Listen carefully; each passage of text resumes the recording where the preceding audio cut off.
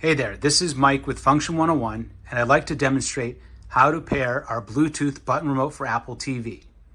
What you're going to do is first go into the Settings app in Apple TV. Then you want to select Remotes and Devices.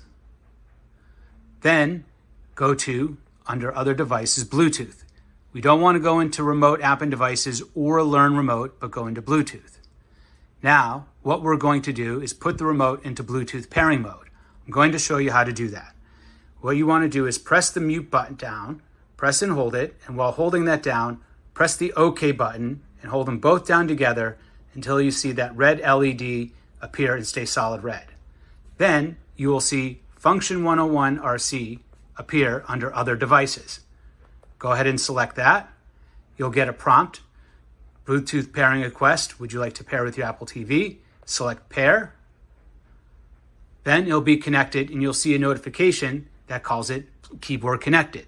The Function101 remote control is connected as a Bluetooth keyboard, which allows our remote to work side by side with your existing Siri remote.